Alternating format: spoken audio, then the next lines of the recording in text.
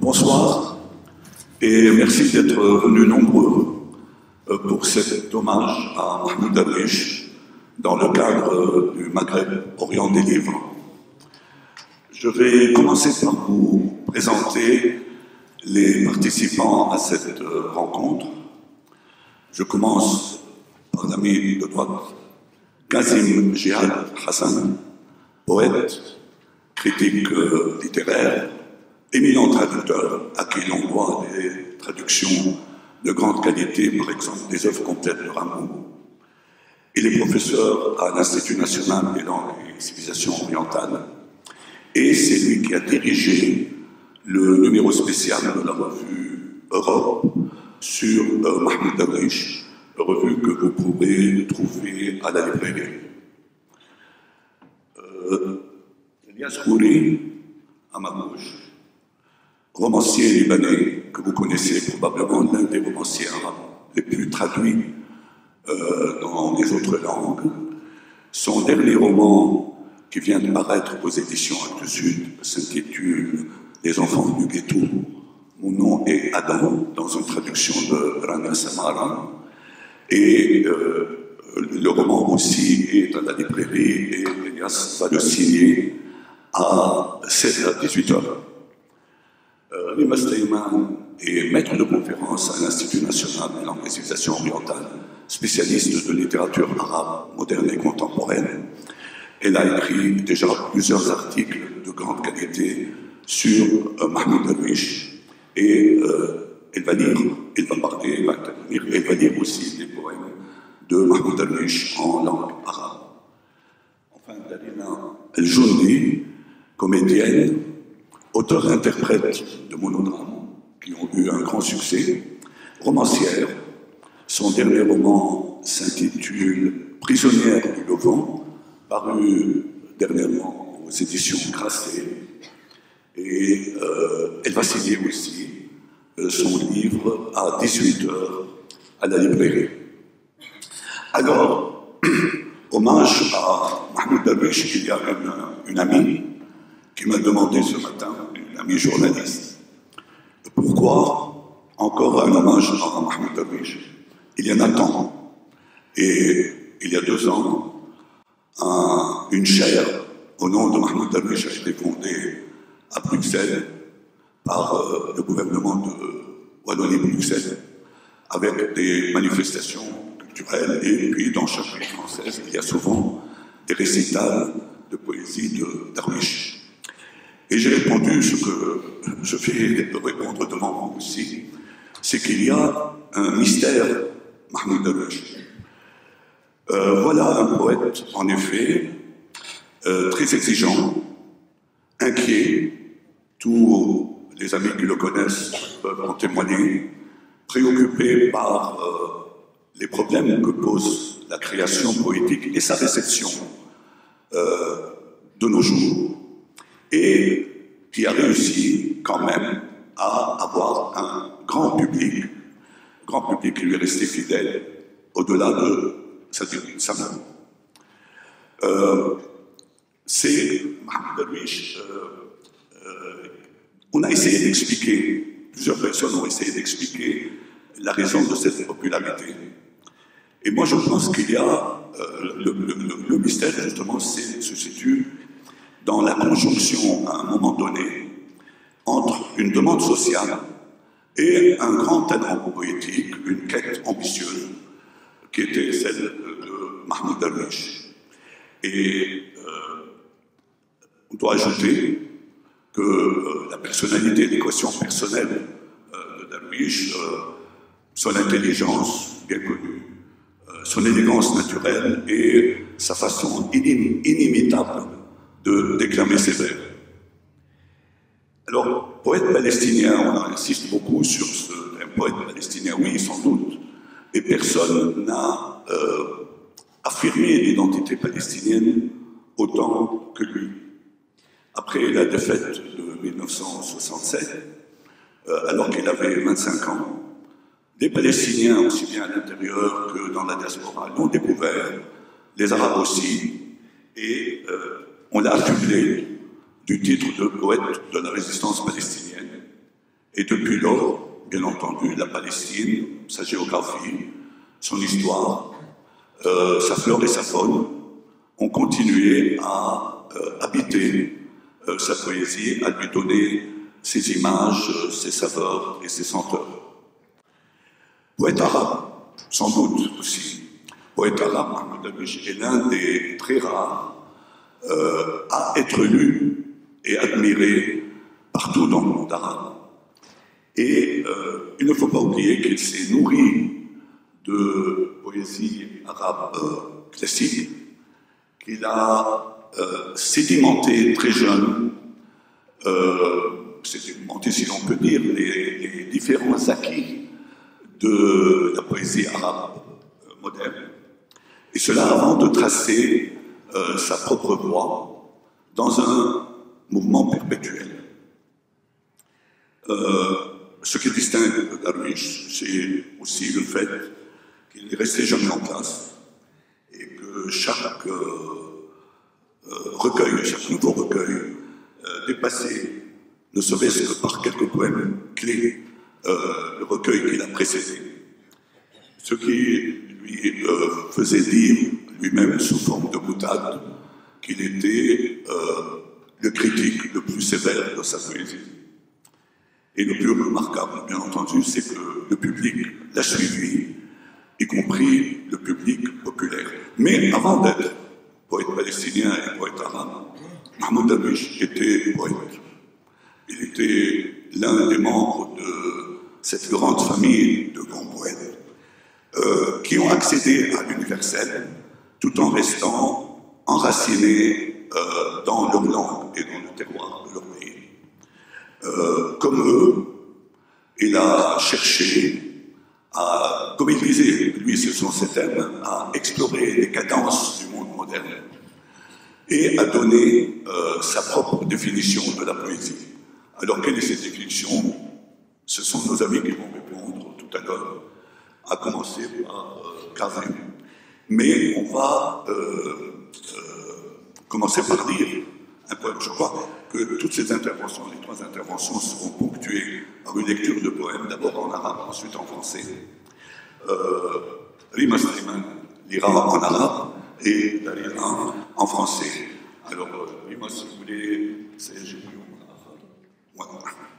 سيجيء يوم آخر سيجيء يوم آخر يوم نسائي شفيف الاستعارة كامل التكوين ماسي زفافي الزيارة مشمس سلس خفيف الظل لا أحد يحس برغبة في الانتحار أو الرحيل فكل شيء خارج الماضي طبيعي حقيقي رديف صفاته الأولى كأن الوقت يرقد في إجازته أطيري وقت زينتك الجميلة تشمسي في شمس نهديك الحريريين وانتظري البشارة ريثما تأتي وفيما بعد نكبر عندنا وقت إضافي نكبر بعد هذا اليوم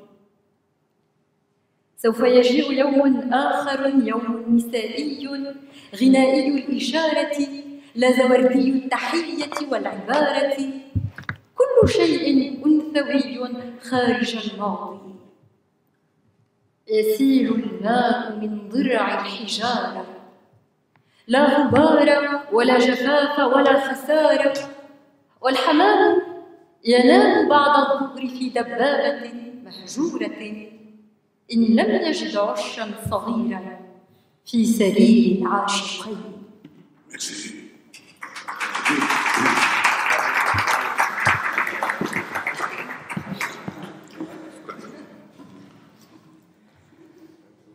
Un autre jour viendra. Un autre jour viendra, féminin, à la métaphore transparente, accomplie, adamantin, nuptial, ensoleillé, fluide, sympathique.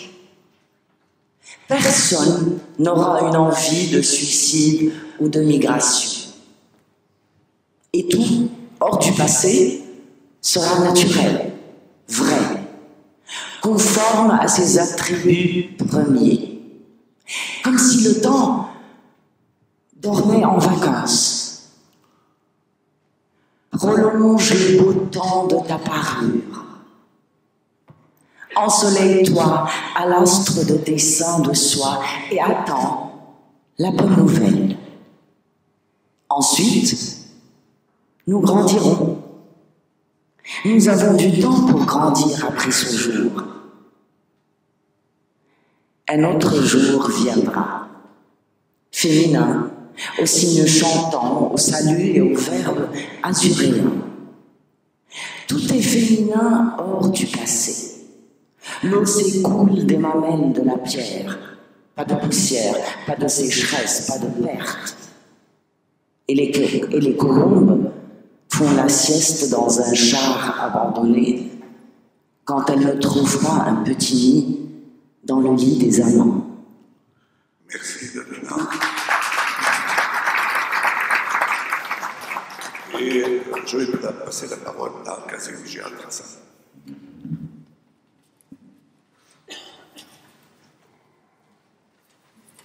N'ayez pas peur, je ne vais pas lire tout cela, c'est juste pour les citations. D'ailleurs, notre ami Farouk Martin Bey, grand savant et grand homme de l'air qu'il est, a vraiment dit l'essentiel. Il me reste que prendre quelques fils de ce qu'il a dit et essayer de redire autour, sans être sûr ou assuré de pouvoir y ajouter quoi que ce soit de conséquent. Et puis, je tiens à saluer aussi, avant de commencer, ou pour commencer, les très belles voix et les très belles lectures de nos amis Rima et Davina. Et peut-être par des formations professionnelles, je ne résiste pas à la tentation de dire une ligne ou deux, en forme non seulement d'hommage, mais aussi d'analyse, cette façon de lire. Vous avez vu cette façon de scander, de ponctuer le poème. Je suis sûr qu'elle aura plu à notre ami Mahmoud Darwish, paix à son âme. Vous savez comment il lisait ses poèmes comme pas un. Il tenait à cette scansion qui fait, si vous voulez, émerger le sens à travers le grain de la voix. Le grain de la voix, c'est une formule de Roland Barthes. Donc il y a des lectures comme celle de nos amis, qui sont à la fois gustatives, esthétiques, mais aussi critiques et analytiques. Ce n'est pas notre misère, sont analytiques. Et tout cela est réuni en français dans un mot très heureux, interprété. Et en arabe, on dit ada ou ta'liya. Et comme j'ai dit à notre ami Farouk, le désir de bien parler aujourd'hui, dans les limites du temps qui nous est imparti, du dernier Darwish, c'est-à-dire les derniers recueils de Mahmoud Darwish, parce que tout le monde sait que dans ces derniers ouvrages, une demi-douzaine ou une huitaine, on a assisté à une accélération inouïe, à une diversification du discours poétique, des outils du poème, qu'on n'a jamais vu chez un autre poète contemporain ancien. Il y a comme ça parfois, sous le poids de l'histoire nationale, l'histoire personnelle, le rapport à la poésie, le rapport d'abord ontologique, à la poésie, il y a ces accélérations miraculeuses qui font que dans un petit laps de temps, à peine une dizaine d'années, une quinzaine d'années, il y a eu une œuvre seconde. D'ailleurs, Darwish lui-même, comme vous le savez, quand il a publié ses derniers recueils, il leur a donné le titre de Al-Diwan al-Jadid, la nouvelle œuvre. C'est une œuvre ajoutée à l'œuvre qui était déjà très large, très diversifiée et très novatrice. Il y a à cela donc plusieurs motivations, je signale rapidement et sur lesquelles je vais peut-être insister. Il y a d'abord le moment historique, parce que toutes ces œuvres sont dans l'après-Oslo. Vous vous rappelez comment Mahmoud Darwish a réactivé les accords d'Oslo. Il les a trouvés insuffisants, et la réalité historique lui a donné raison. C'est une baie poiteuse, vous vous rappelez la phrase d'Emmanuel Kant, le philosophe allemand, qui cherchait à sceller une paix universelle. Comment trouver les bases d'une paix universelle? Il disait qu'il faut qu'il soit une paix sincère, une paix de brave. Ce ne sera pas comme une maison sur laquelle il suffit qu'une colombe s'y pose. D'ailleurs, le symbole de colombe est très parlant dans ce contexte. Il suffit qu'une colombe s'y pose pour que la maison s'effondre. Et donc Darwish s'est trouvé par le refus qu'il a tout de suite signifié à cet accord qui n'est pas un accord, c'est plutôt une discorde, s'est trouvé catapulté quelque peu en dehors de l'histoire politique, lui qui était un acteur politique hors pair dans la scène palestinienne et internationale. La plupart de son temps était géré par le travail politique, le travail intellectuel, puisqu'il avait dirigé la revue Al-Karmel dans laquelle nous avons tous participé. Et puis les réunions politiques, il était en quelque sorte un ministre de culture palestinienne sans portefeuille, parce que d'abord on n'aimait pas le mot ministre. Et tout cela s'est décompté, il s'est trouvé face à ce désastre historique, une paix qui n'a du paix que le nom, mais aussi il a eu tout le temps de réviser, si vous voulez, l'histoire nationale, l'histoire individuelle, et ce temps lui a été bénéfique. Il y a aussi comme deuxième facteur la proximité avec la Palestine. Il a décidé de quitter Paris, il était allé vivre à Amman, à procéder à Ramallah qu'il visitait très régulièrement, même si ce sont des visites hypothéquées. Il est écrit très bien d'ailleurs dans le livre présentant l'absence qui est généralement traduit par notre ami Farouk Ilyas Sambar. Il décrit comment il était parfois, excusez-moi le mot, c'est vraiment, je ne peux pas le prononcer en parlant de Mahmoud, il y a eu des humiliations, contrôles, les checkpoints, et malgré tout cela, il y avait la Palestine. Humélaire de la Palestine, lui qui était un poète sensible et sensuel, celui-là lui donnait aussi des retrouvailles avec la terre, cette terre qu'il manipulait politiquement à distance, avec tout ce que la distance suppose comme mélancolie, comme schizophrénie. Enfin, il y a eu de nouvelles épousailles avec la Palestine, même s'il y a hypothèque sur la liberté individuelle. Donc tout cela, si vous voulez, le temps anthologique gagné au prix de se faire soi-même marginalisé par l'histoire, l'histoire dont il ne voulait pas suivre la démarche boiteuse, et puis les retrouvailles avec la terre, cela lui a donné, si vous voulez, un nouvel élan qui s'est traduit par une percée plurielle magnifique. On découvre enfin un Darwish ironiste. Il y a l'ironie comme figure de rhétorique, mais surtout l'ironie de soi. Il y a Darwish le paysagiste qui regarde, qui écrit admirablement et qui épouse à nouveau, si vous voulez, cette relation à la nature qu'il a toujours caractérisée. Il parle des amandiers, il dit que qui décrirait les amandiers pourrait lui écrire l'hymne national palestinien, ou plus précisément la description réussie d'un amandier vaudra un hymne national palestinien. Il y a aussi une sorte d'être de l'absurde, comme un poème qui se trouve dans le même livre, comme des fleurs d'amandier au plus loin, 12 années qui passent, 20 ans sur le pont. Ils vont d'une extrémité à l'autre, ils dialoguent. C'est vraiment très beckettien, d'ailleurs. Après, je lisais beaucoup de romans, tout le monde le sait.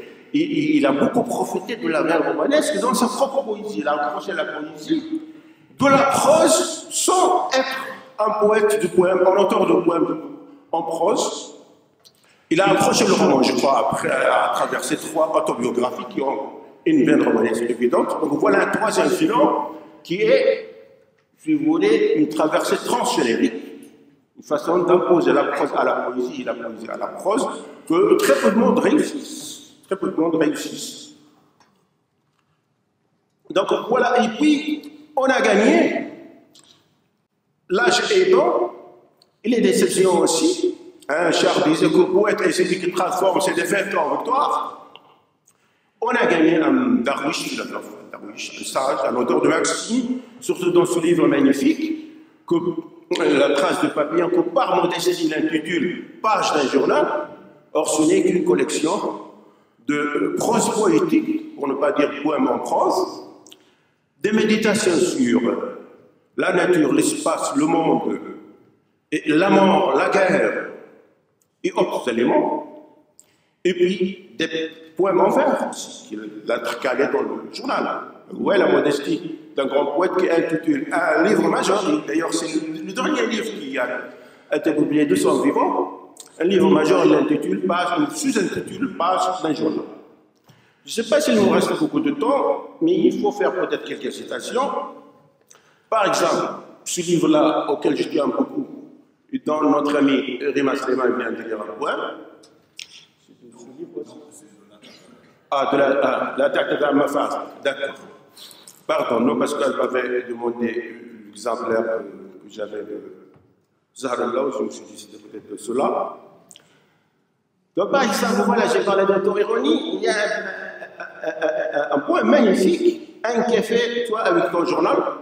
Voilà, j'ai parlé de cet instant où l'on se trouve catapulte hors de l'histoire, et on essaye, si vous voulez, de réfléchir enfin à la moitié, non pas vide, mais pleine de son verre, regarder les passants, se vouloir passer parmi les passants, et essayer de trouver des vertus à la solitude, même si c'est une solitude forcée.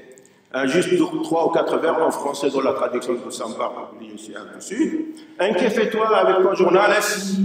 Non, tu n'es pas seul, ta coupe est à moitié vide, et le soleil emplit l'autre moitié. Toujours implication de l'espace. À travers la vitre, tu vois les passants pressés, et on ne te voit pas. C'est un avantage de l'invisible que de voir sans être vu.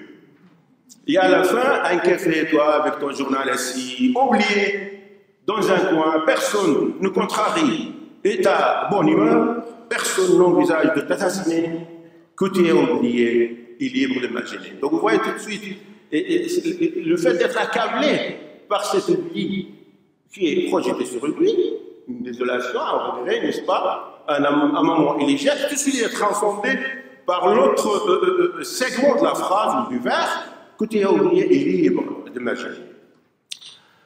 Il y a, je l'ai dit tout à l'heure à Mahmoud Darwish, paysagiste, il dit ça pour le bien comme pour le pire, pour le meilleur comme pour le pire, c'est-à-dire la façon de dessiner un espace tragique, mais aussi un espace heureux. Je prends 3 ou 4 vers sur chaque cas.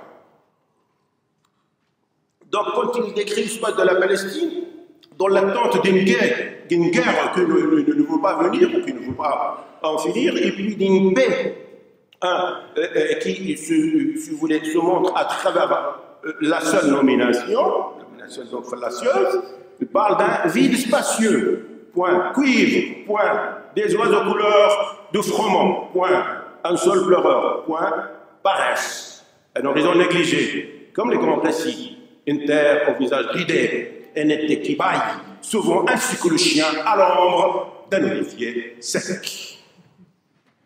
Vous voyez, il y a une façon d'épurer la phrase, dessinée comme un impressionniste par tâches successives qui s'accumulent et qui créent un paysage total ou totalisant.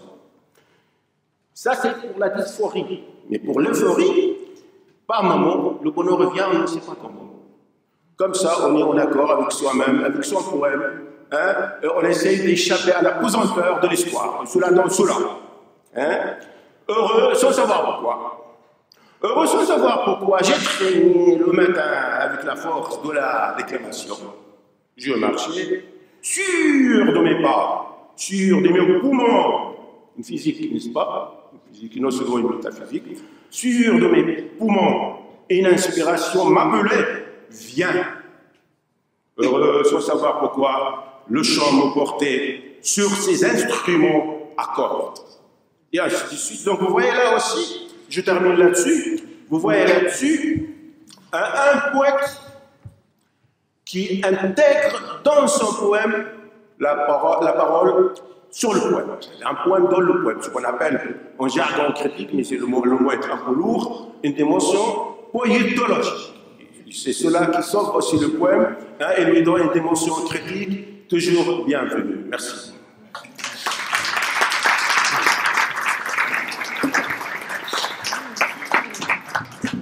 Merci, Kazem. Une lecture, je ne sais pas si vous pouvez dire, Jérusalem, par exemple. Ouais.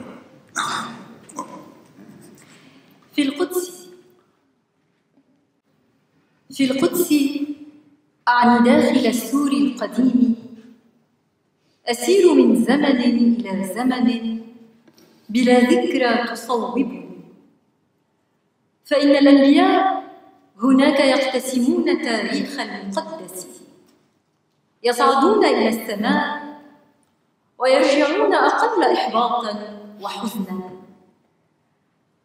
فالمحبة والسلام مقدسان وقادمان إلى المدينة كنت أمشي فوق منحدر وأهجس كيف يختلف الرواة على كلام الضوء في حجر أمن حجر شحيح الضوء تندلع الحروب؟ أسير في نومي أحملق في منامي، لا أرى أحداً ورائي، لا أرى أحداً أمامي، كل هذا الضوء لي، أمشي أخف أطير ثم أصير غيري في التجلي. تنبت الكلمات كالأعشاب من فم أشعيا النبوي، إن لم تؤمنوا لن تأمنوا. أمشي كأني واحد غيري، وجرحي وردة بيضاء إنجيلية، ويداي مثل حمامتين على الصليب تحلقاني وتحملاني الأرض.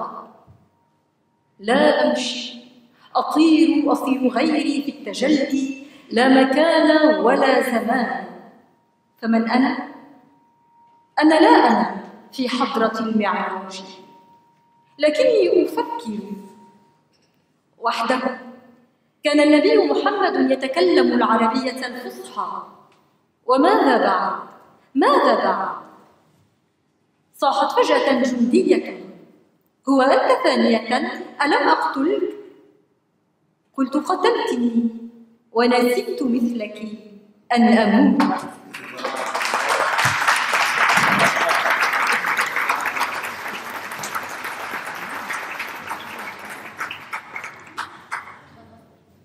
À Jérusalem. À Jérusalem, je veux dire à l'intérieur des vieux remparts.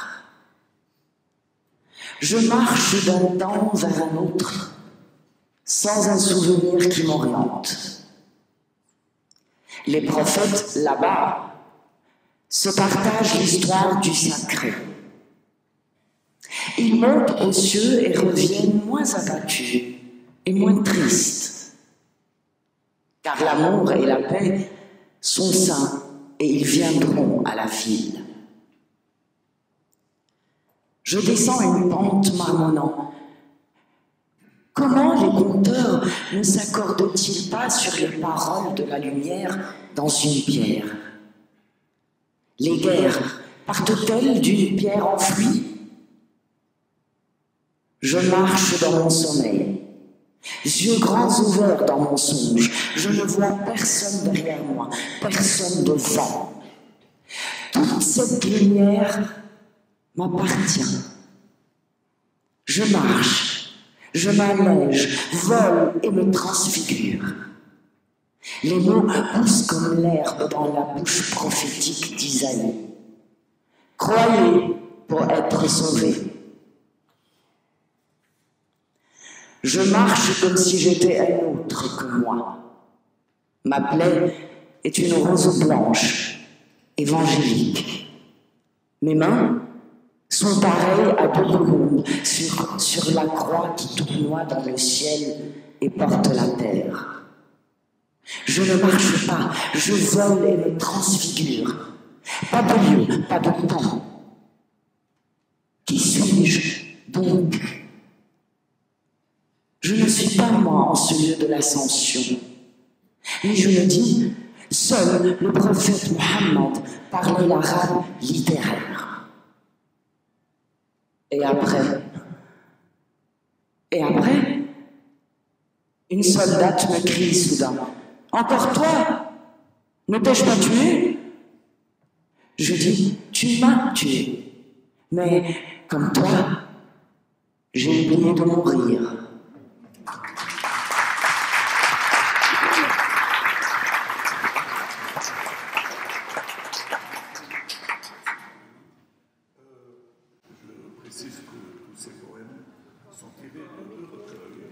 Tous ces poèmes.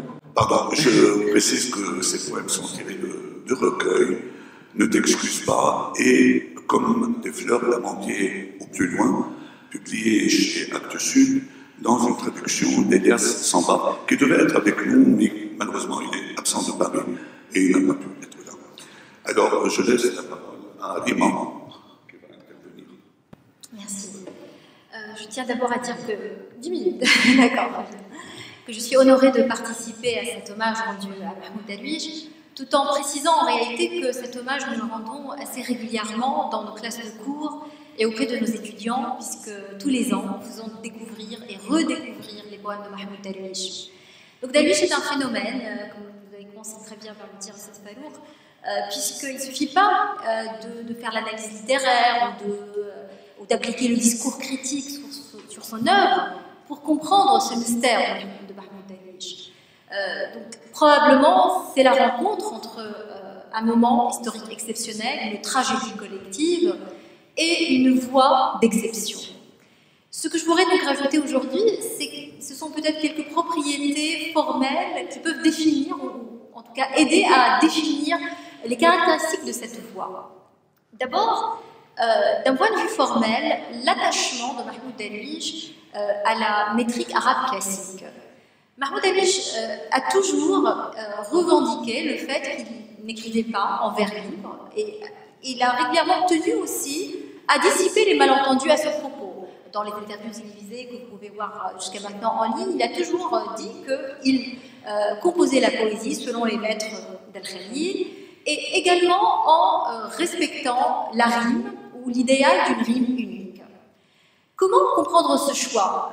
Ce choix d'ailleurs qui a été parfois critiqué par d'autres poètes à son époque finalement en lui reprochant un manque d'audace ou alors en disant qu'il y avait une forme de conformisme et de lyrisme dans ses poèmes. Or, ce choix est sur le plan métaphorique à interpréter comme étant le fait que Darwish se place dans la continuité et non pas dans une rupture. Il se plaisait lui-même à le répéter. Métaphoriquement, cela conduit à inscrire le présent du Palestinien, présent lui-même décousu, malmené, dans un lien avec le passé, avec une tradition ancestrale dans laquelle il s'enracine. Je vais citer Darwish dans le texte, traduit par Elias Sambal dans le recueil L'exil recommencé. Il explique « L'idéologie d'Israël a une vision historique fondée sur le postulat que les Palestiniens ne sont que les résidus des envahisseurs arabes de la terre d'Israël. Aussi doivent-ils reconnaître l'illégitimité de leur histoire et de leur présence dans leur patrie. » Fin de citation. La poésie pour Mahmoud Darwish serait donc une réponse poétique mais aussi politique, car elle viendrait installer la pérennité d'un lien. Elle viendrait opposer la certitude d'une généalogie face à la prétendue contingence dont on accuse l'identité palestinienne. Contre donc le doute, la dénégation, contre l'idée qu'il s'agit d'une terre sans peuple, le poète dresse la certitude de sa langue. Il dit ainsi « Ana lurati ana » « Je suis ma langue ». Mais il dit aussi, dans le même poème « Ana dalil, ana dalil » traduit par « Je suis le guide », mais aussi « Je suis la preuve ».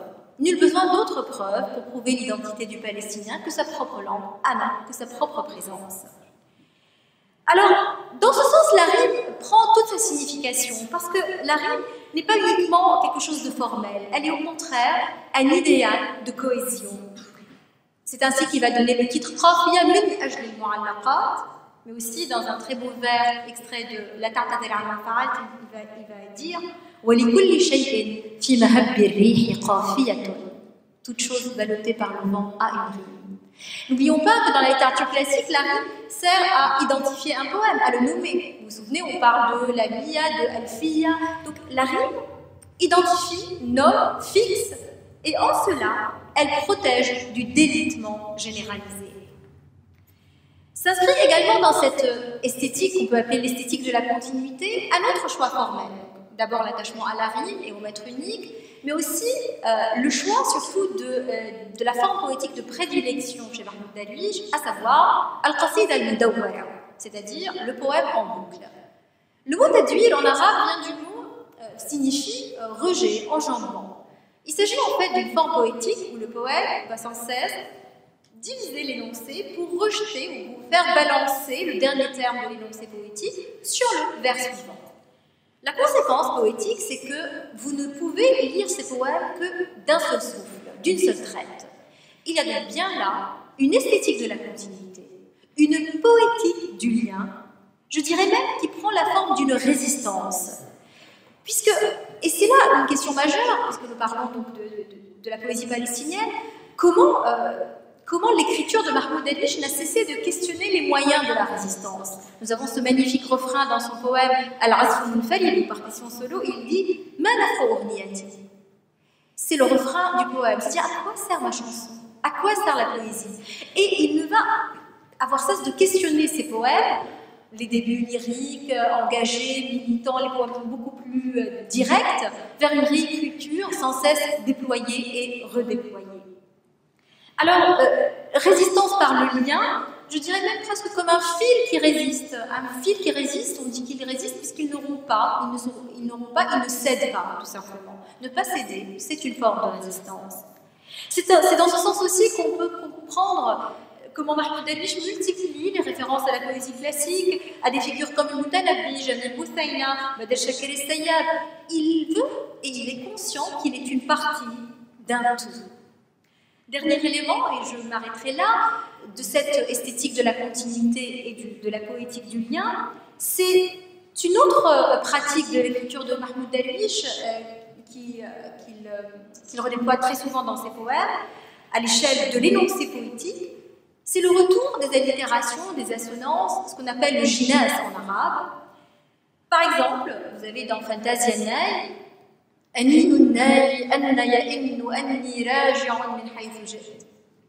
vous avez dans Al-Azf Munfarid بعد البعيد بعيد كلما ابتعد صار البعيد قريبا من خطوط يدي أحسه وأراه واحدا أحدا على هواء له إيقاع أغنيتي.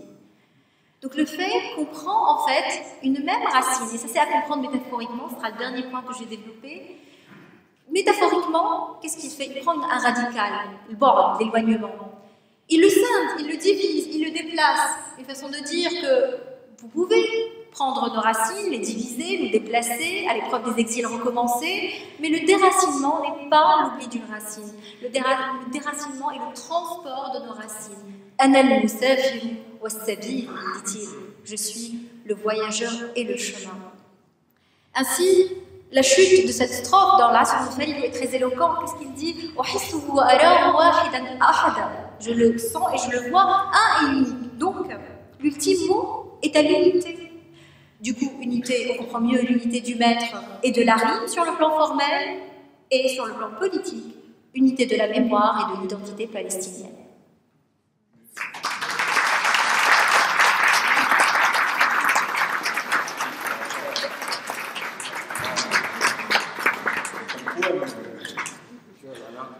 Mais on va tous se utiliser encore pour une lecture. Tout de suite.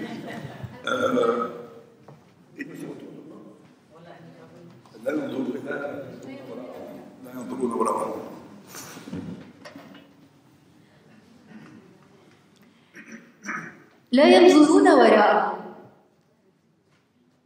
ينظرون وراءهم ليودعوا منفى فإن أمامهم منفى لقد ألفوا الطريق الدائرية فلا أمام ولا وراء ولا شمال ولا جنوب يهاجرون من السياج إلى الحديقة يتركون وصية في كل متر من فناء البيت لا تتذكروا من بعدنا إلا الحياة يسافرون من الصباح السندسي إلى غبار في الظهيرة حاملين نعوشهم ملأى بأشياء الغياب بطاقة شخصية ورسالة لحبيبة مجهولة العنوان لا تتذكري من بعدنا إلا الحياة ويرحلون من البيوت إلى الشوارع راسمين إشارة النصر الجريحة قائلين لمن يراهم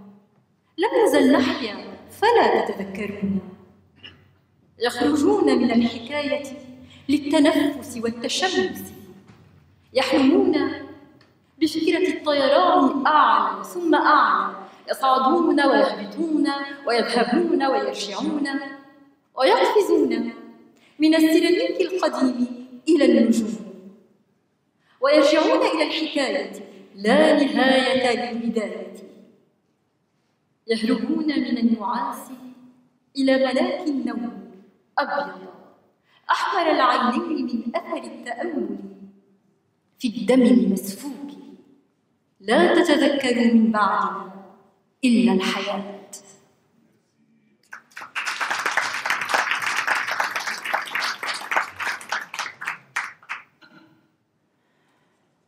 Il ne se retourne pas.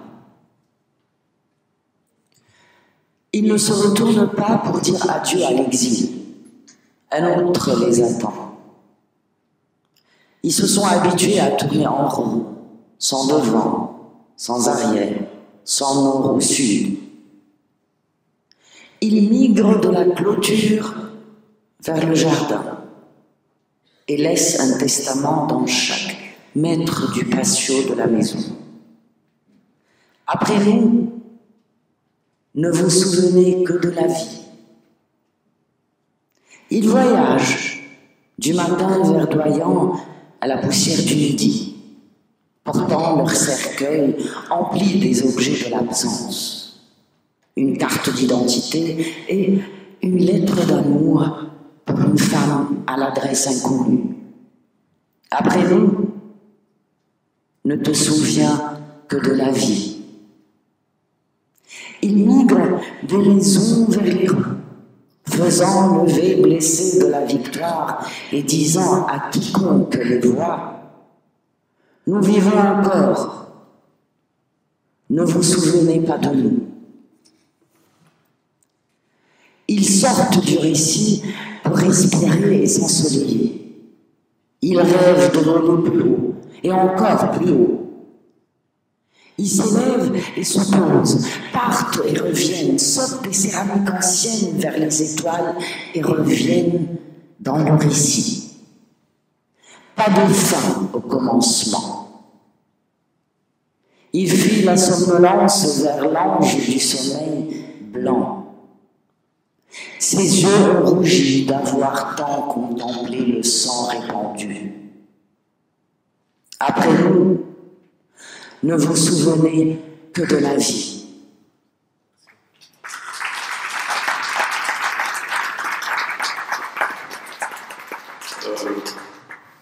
Je crois qu'on a le temps d'entendre encore.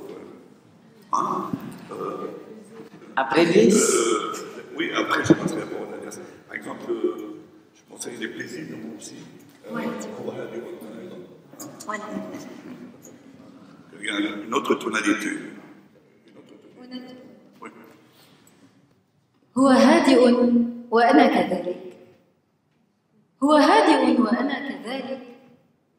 يحتسي شايا بليمون وأشرب قهوة. هذا هو الشيء المغاير بيننا. هو يرتدي مثلي قميصا واسعا ومخططا وأنا أطالع مثله صحف المساء. هو لا يراني حين أنظر خلسة، أنا لا أراه حين ينظر خلسة. هو هادئ وأنا كذلك. يسأل الجرسون شيئا، أسأل الجرسون شيئا. قطة سوداء تعبر بيننا، فأجس فروة ليلها ويجس فروة ليلها. أنا لا أقول له السماء اليوم صافية وأكثر زرقة. هو لا يقول لي اليوم السماء صافية. هو المرئي والرائي، أنا المرئي والرائي. أحرك رجلي اليسرى، يحرك رجله اليمنى. أدندن لحن أغنية، يدندن لحن أغنية مشابهة. أفكر، هل هو المرآة أبصر فيه نفسي؟ ثم أنظر نحو عينيه ولكن لا أراه، فأترك المقهى على عجل. أفكر، ربما هو قاتل أو ربما هو عابر قد ظن أني قاتل. هو خائف وأنا كذلك.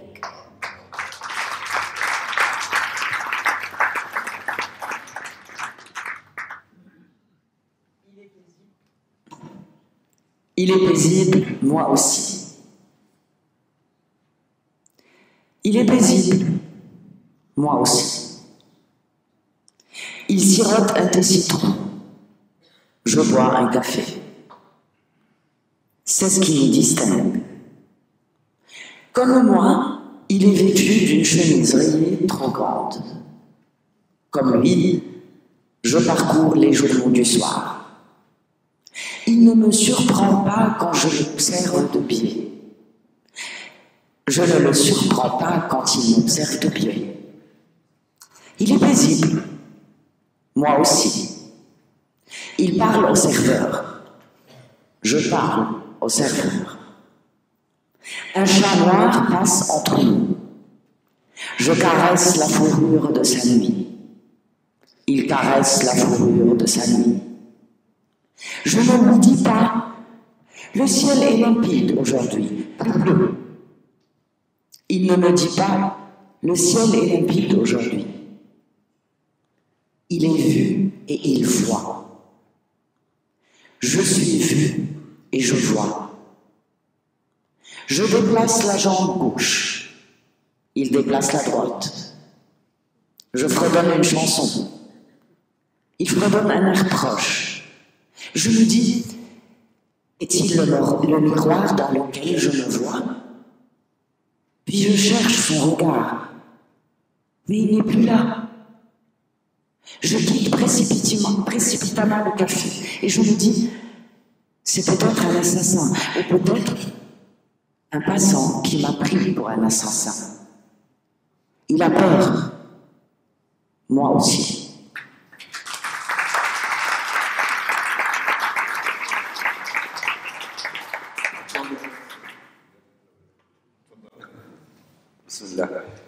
D'abord, qui a peur, c'est pas ni Mahmoud Darwish ni son double, c'est moi.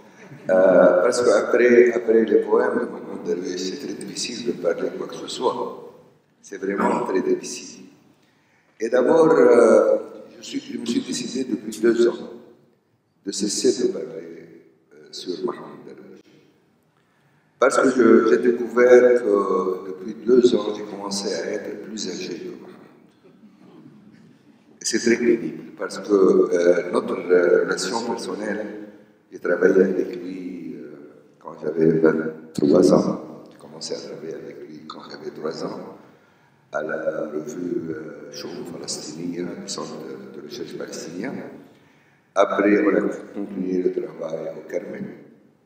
Et pour moi, il était un mélange très bizarre. Il était le père et le fils en même temps. Il avait toute l'autorité du père et la fragilité du fils.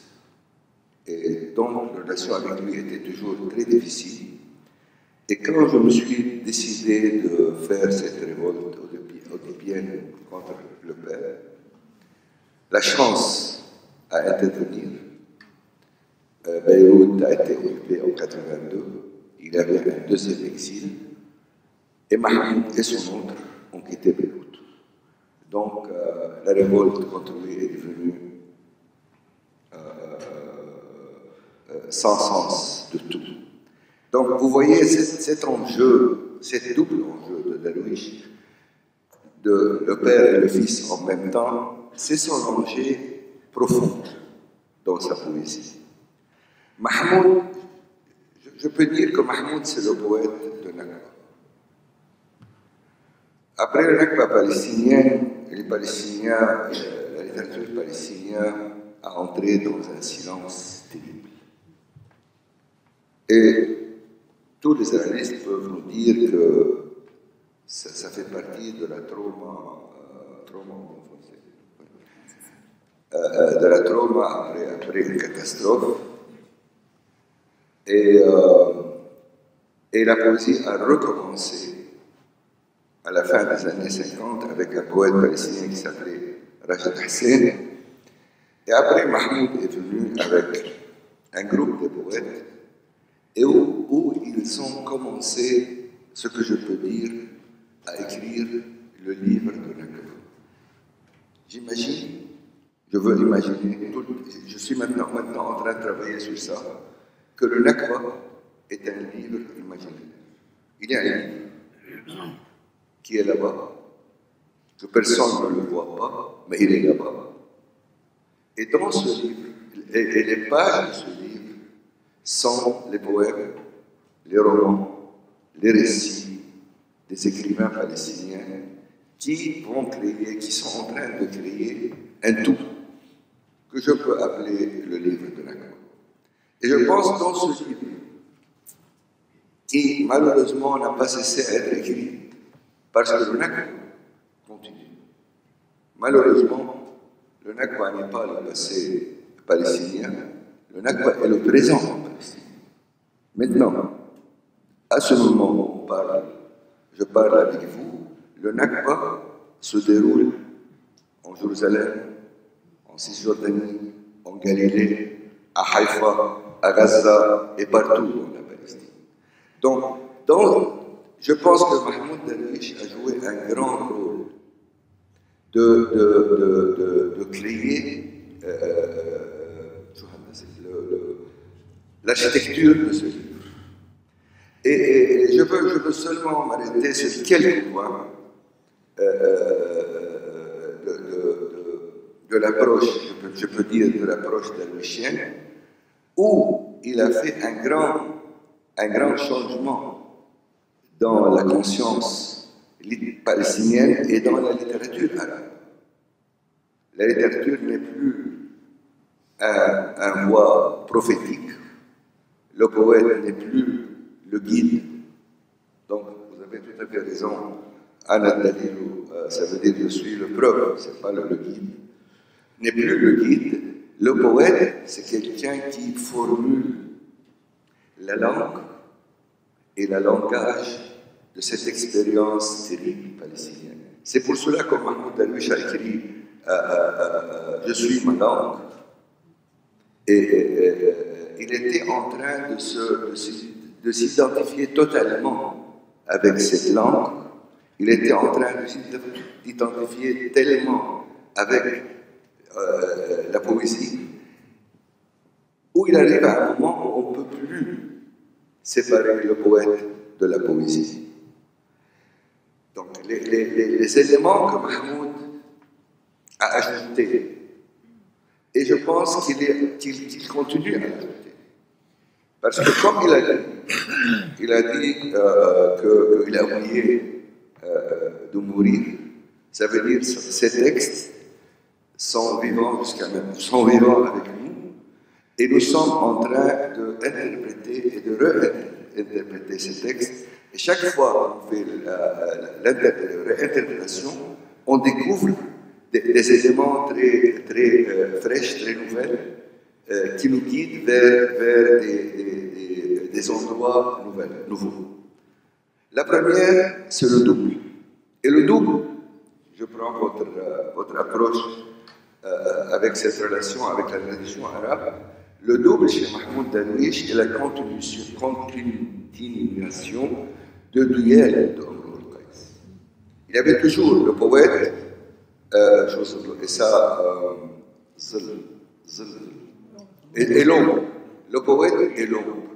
Il y avait toujours un dialogue entre le poète et l'ombre, et le poète se divise en deux. Donc, dans le double chez Mahmoud Darwish, il y a deux choses. Il y a le palestinien qui est divisé en deux, et il y a le double israélien en même temps. Il n'y a pas un seul double.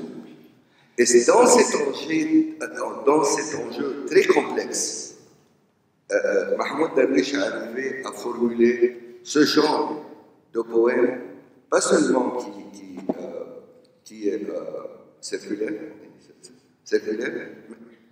mais un poème qui ne finit pas. Dans chaque poème de Mahmoud Darwish, on a le sentiment qu'il y a quelque chose à ajouter, que le poète va ajouter. Et la dernière grand poème de Mahmoud Darwish, La Orid al-Hazil Qasizati an Tantahi, je ne veux pas que ce poème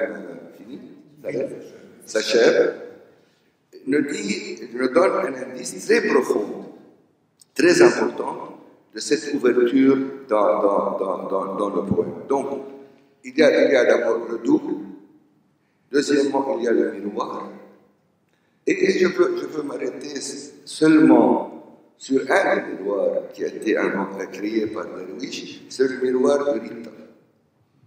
l'Israélienne est présent dans la littérature palestinienne, tandis que le palestinien, jusqu'à maintenant, n'est pas présent dans la littérature israélienne. Le Kanafani, dans Retour à Haïfa, où on rencontre une rescapée de Holocauste, jusqu'à Rita de Darwish, où Rita est devenue un nom de l'amour, comme Laïla. Et une fois, depuis 15 ans, il y avait un colloque au Maroc, j'ai présenté un papier sur l'image de Rita chez Darwish. Et quand j'ai dit que Rita est une Israélienne, tout le monde était étonné. Et ce qui est évident, si on lit ça, c'est évident. Donc, cette relation avec l'autre, c'est la dimension humaine de la lutte palestinienne. Et c'est la dimension humaine de la tragédie palestinienne. Les Palestiniens sont des victimes, comme a dit Edouard Saïd, mais les victimes comprennent l'autre victime, ce qui n'est pas le cas dans l'autre camp. La troisième chose, il a fait pénétrer la voix de la campagne des paysans. Tout le monde, nous sommes tous des amis de Mohamed Darwish, et Mohamed Darwish était très élégant, etc. Mais Mohamed Darwish est un paysan. Il vient d'un village qui a totalement disparu, qui s'appelle El Beroué. Et la voix des paysans, on l'écoute dans la poésie de Mohamed Darwish. Or, la littérature et le discours palestinien, jusqu'à Mohamed Darwish, était dominé par la bourgeoisie des villes palestiniennes. Et ici, il y a quelque chose de très important, parce que dans le campagne palestinienne, tous les symboles et tous les signes de relation avec la terre, qui est la relation la plus importante dans le discours et dans la littérature palestinienne, sont nés. Et dans ce sens, Mahmoud a ajouté, pas seul, avec Kanafani, un peu, avec Samih al-Qassim, avec les autres, mais il a joué le grand rôle à ajouter ce voix, pas seulement dans la littérature palestinienne, mais aussi dans la littérature arabe. Et finalement, ce que je pense est très important, c'est que Mohamed Darwish a fait de la Palestine une métaphore humaine, universelle. La Palestine est une métaphore, mais pas le Palestinien.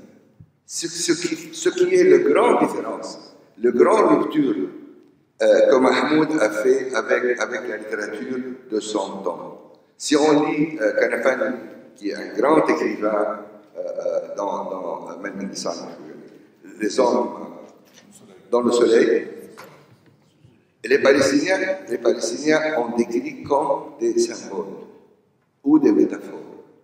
Or, chez Mahmoud, les Palestiniens ne sont pas des métaphores. Les Palestiniens sont des êtres humains, et ce qui est métaphorique, c'est la Palestine, parce que la Palestine, comme métaphore universelle, est devenue maintenant le critère, pas seulement le critère de notre humanisme, pas pour les Arabes, mais pour tout le monde.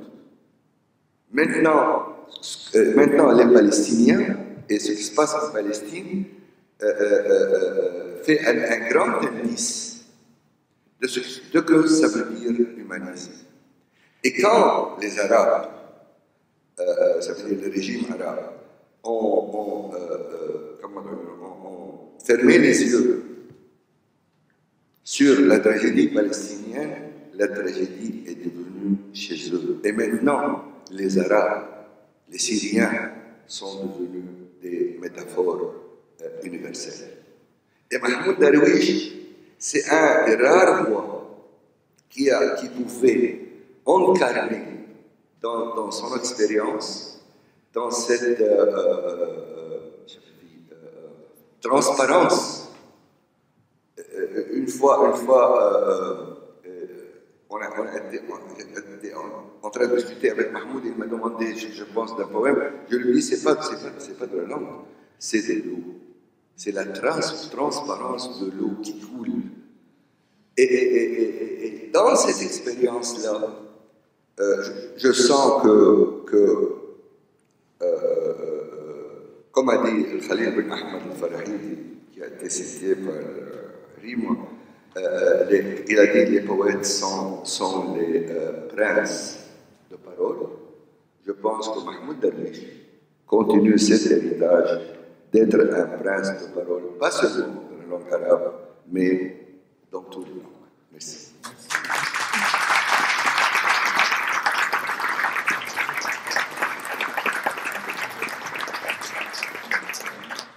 À ce propos, il y a un livre traduit en français sous le titre « La Palestine comme métaphore » qui regroupe une série d'entretiens avec Mahmoud Darwish, traduit de l'hébreu par Simon Bitton et de l'arabe par Elias Samba, et qui est paru en Chef Sud et qui est maintenant dans la collection Babel.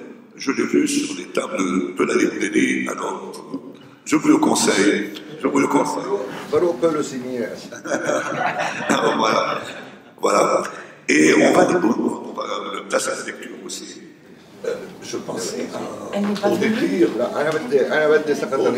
les fleurs.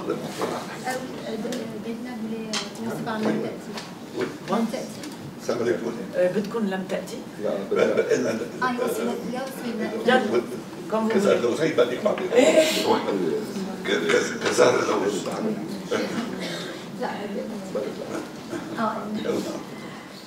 لوصف زهر اللوز.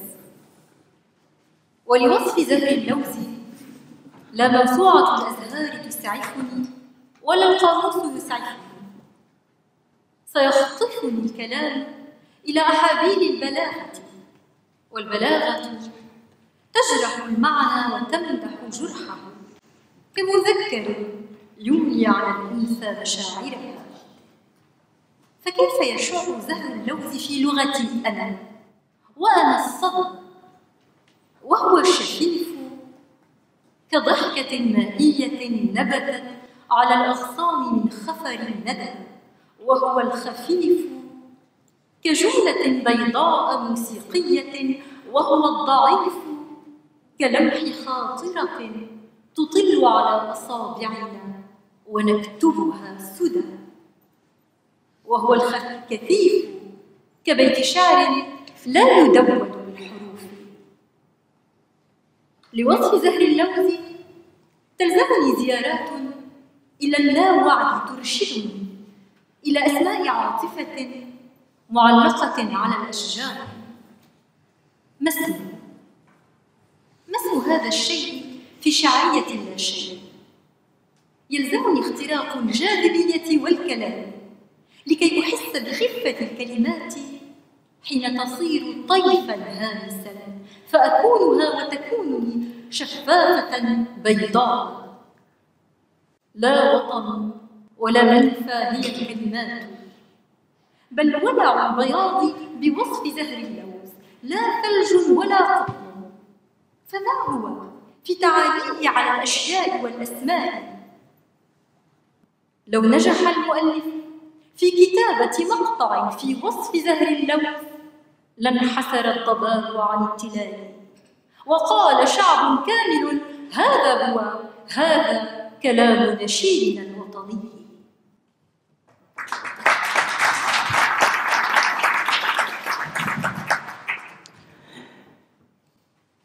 Pour décrire les fleurs d'amandier. Pour décrire les fleurs d'amandier, l'encyclopédie des fleurs et le dictionnaire ne me sont d'aucune aide. Les mots m'emporteront vers les ficelles de la rhétorique, et la rhétorique blesse le sens puis flatte sa blessure comme le mâle dictant à la femelle ses sentiments. Comment les fleurs d'amandier resplendiraient-elles dans ma langue, moi, l'écho? Transparente comme un rire aquatique, elle perle de la pudeur de la rosée sur les branches, légère, telle une phrase blanche mélodieuse, fragile, telle une pensée fugace, ouverte sur nos doigts et que nous consignons pour rien. Dense, tel un vers que les lettres ne peuvent transcrire. Pour décrire les fleurs d'amandier, j'ai besoin de visites à l'inconscient qui me guident au nom d'un sentiment suspendu aux arbres. Comment s'appelle-t-elle? Quel est le nom de cette chose dans la poétique du rien? Pour ressentir la légèreté des mots, j'ai besoin de traverser la pesanteur et les mots lorsqu'ils deviennent ombre murmurante, que je deviens eux et que, transparents, blancs, ils deviennent moi.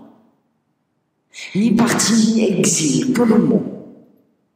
Mes passions du blanc pour la description des fleurs d'amandier. Ni neige, ni coton. Qui sont-elles donc dans leur dédain des choses et des mots?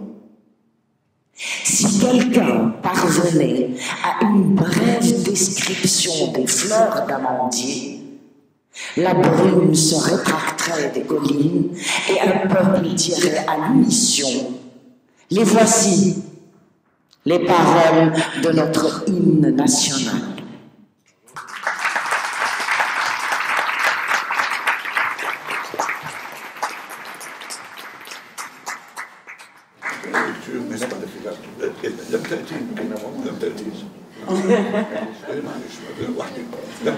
Un dernier poème? On va terminer sur. Oui. C'est encore une autre veine de Mahmoud. C'est encore une autre veine de Mahmoud Darwish. لم تأتي قلت ولم إذا سأعيد ترتيب المساء بما يليق بخيبتي وغيابها. أطفأت نار شموعها، أشعلت نور الكهرباء، شربت كأس نبيذها وكسرته، أبدلت موسيقى الكمنجات السريعة بالأغاني الفارسية.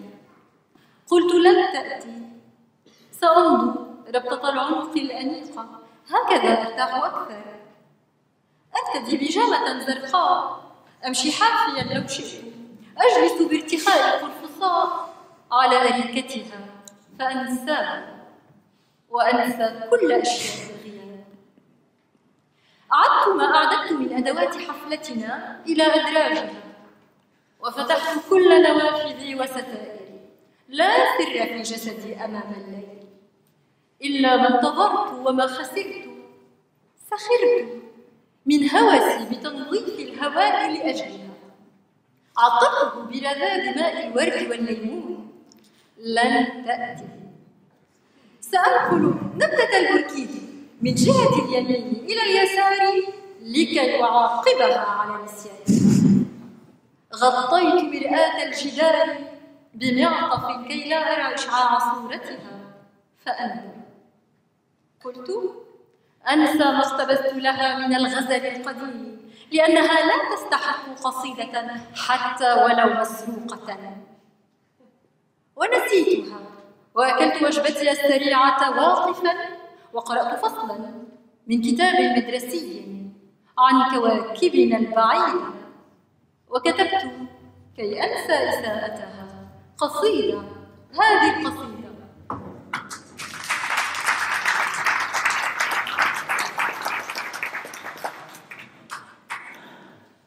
Elle n'est pas venue.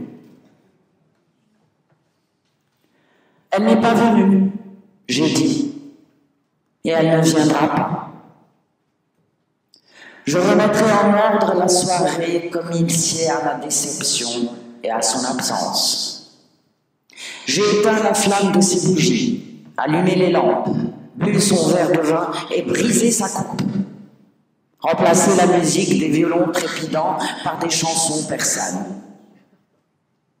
J'ai dit, elle ne viendra pas. Je vais dénouer ma balcravate. Cela me reposera. mettre un pyjama bleu, marcher pieds nus si bon me semble. Je suis assis en tailleur, détendu, à sa place sur le canapé, et je l'oublie. Et oublie tout ce qui rappelle l'absence. J'ai remis les objets apprêtés pour notre fête dans leur tiroir, et j'ai ouvert tous mes rideaux et toutes mes fenêtres. Pas de secret dans mon corps face à la nuit, si ce n'est que j'ai attendu et perdu. Je me suis moqué de mon obsession à purifier l'air pour elle.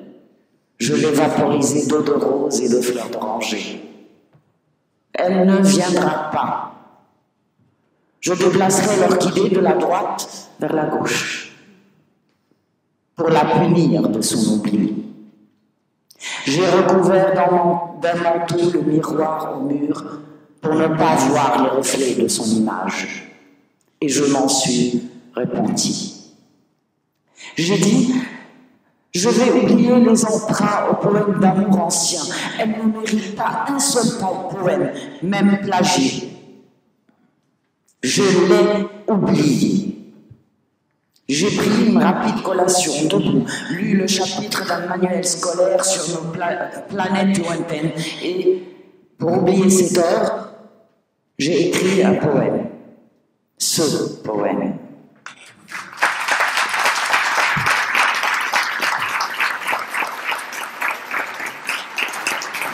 Merci. Mesdames, Messieurs, merci beaucoup de votre présence. Nous sommes obligés de libérer la salle maintenant. Et puis nos amis ont des rencontres. Et je vous rappelle les signatures d'Elias Fourier et de Dalina à 18h à la librairie.